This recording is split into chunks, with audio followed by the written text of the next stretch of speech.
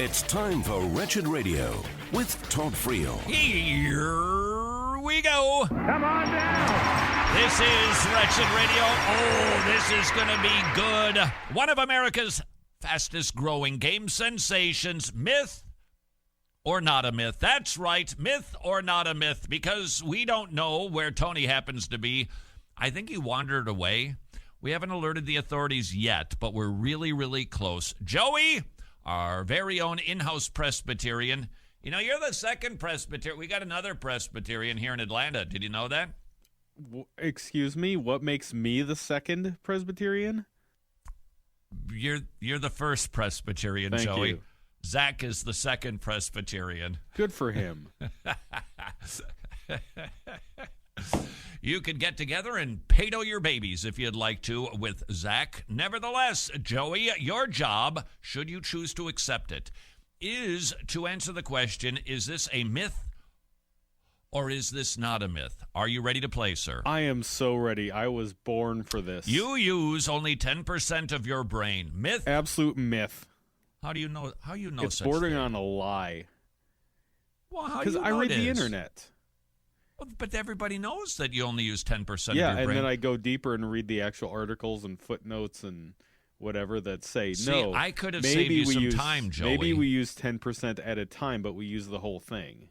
All the time, regularly, maybe not 100%, but you are correct. Yeah. According to Answers Magazine, their brand new edition of Answers Magazine, it is out now. You can get a subscription at answersmagazine.com. Here's what they say. Though your brain may not be working full blast 100% of the time, at some point over a 24-hour period, most parts of your brain are active even when you're sleeping. Why are they ever active when you're sleeping? Those dreams, I'm telling you, what a weird concoction of synapses flying. Don't forget that dreams are just that. Your brain going zing, bing, boom. No more. Now, some people, like, Sigmund Freud would say, your dreams actually reveal who you really are. Says who? I don't think so. Where does it say that in the Bible? I'm more inclined to believe Scripture than Sigmund. And then he thought that, well, if you act like that in your dreams, that's what you're really like. The Bible doesn't teach that. Our fallen brains, we still suffer from the noetic effect of the fall. Our brains don't work right. We need help. They need fixing, and they won't be perfect until we get to heaven, so you're going to have weird dreams. And that's the end of it. As mentioned last week, somebody was asking about nightmares. How do you get rid of those? Ask God to get rid of those. And then fill your brain. If your brain synapses have Scripture in them and not violence, not being stressed out over work or your children, fill it with Scripture. Most likely you're going to have better dreams. Joey, myth or not a myth? Hair and nails continue to grow after death. True or false? Myth or not a myth? Myth. You are correct, sir. Fingernails and hair require glucose to grow. When you die, your body stops producing glucose. Hair and nails simply appear longer because the skin dehydrates and contracts. Okay, that one was a little bit on the side. Nevertheless, when your body is done, it is done. And if somebody, if you will, dies on the table or at the scene of an accident, but then comes back to life, well, they didn't really die. I mean, maybe their organs weren't functioning, but God is the one who determines life is now over. What animates us? It's not our heart. That is merely a muscle that pumps life-giving blood. But the life that is in the blood is God's life. Blood isn't mystical, magical. You can't take your blood, throw it onto a book, and suddenly the book becomes a dog or a person or whatever. God gives life. Got to remember that, because we get a lot of people saying, I died and I took a little trip to heaven. Or, wow, did I just hear a good Steve Lawson sermon? All right. Think of all of the wacky books that we have seen that talk about somebody's trip to heaven, purgatory, hell, whatever. Somebody went to Nirvana as a Christian, whatever. Steve Lawson Wow. That he's describing in the book of Revelation. I wish I could remember chapter and verse for you, but it is in Revelation where the focal point of heaven is what? The throne. The angels underneath it.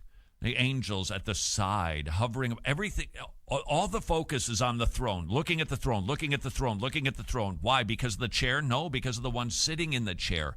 The centerpiece of heaven is the throne of God where he reigns as a beneficent ruler, the best king that we could ever have. The centerpiece of heaven is the throne. Have you ever heard about 26 minutes in heaven or 58 minutes? And I took a tour of Abraham, showed me around, introduced me to David, and then he introduced me to whomever. No, they're just delusional or downright lying, as was revealed, if you recall, with Alex Malarkey. He came out and said, it's all lies, all lies. And one of the ways that we know it's a lie is because they talk about, well, I saw this, I saw my grandmother, and I saw this, and I did this, and then, then somebody took my hand, and it was Jesus. The throne should have captured their attention just the way that it did in the book of Revelation. Joey, myth or not a myth? You should drink 8 glasses of water a day. Myth or not a myth? Myth. How do you know? You're hitting every one of these. Or did you already read Answers Magazine and you know all of these are myths? Did I just let the cat out of the bag?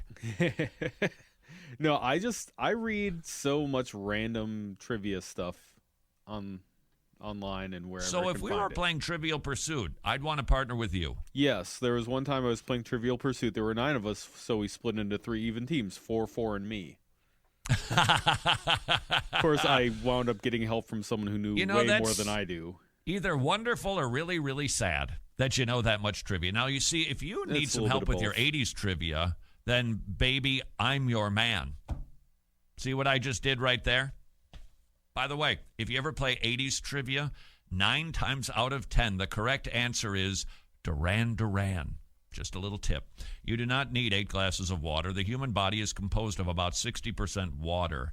Hydration, it's important, but there isn't a magic amount.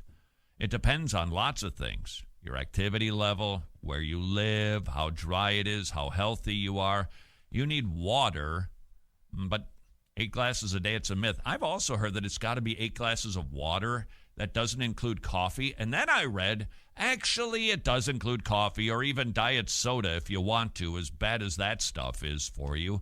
Because the soda still has water in it. The coffee still has water in it. Your body does the separating, which is an amazing, amazing device, isn't it?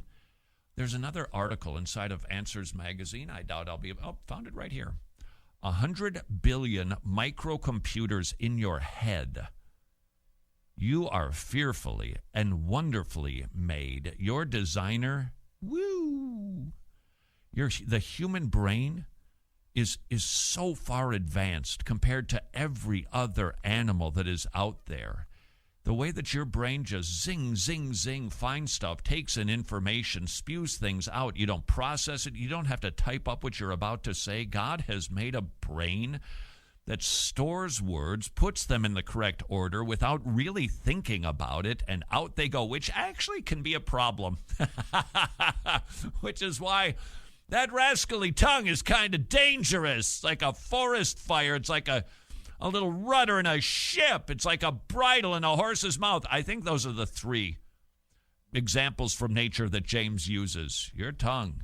Got to be careful because things, they just fly out. And what flies out happens to be what's in us. All right, Joey, here's your next one. Myth or not a myth? Milk is necessary for strong bones. Milk is necessary for strong bones. Myth or not a myth? It's a myth. How did you know that one? I'm well, shocked now that I told you calcium these is are good all for bones, myths. but milk is not the only way to get calcium.